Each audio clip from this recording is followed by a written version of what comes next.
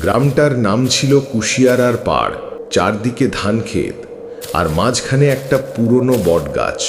লোকজন বলে রাত 12টার পর ওখান দিয়ে গেলে পেতনির ডাক শোনা যায়।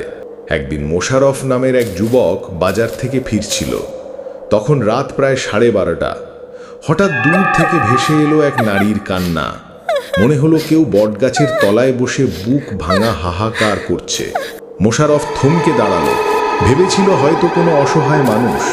কাছে যেতেই কান্না থেমে গেল। চারপাশে শুধু ঝিঁঝিঁ পোকার ডাক। সে হাঁটতে শুরু করতেই আবার শোনা গেল, হায় হায়, আমাকে বাঁচাও।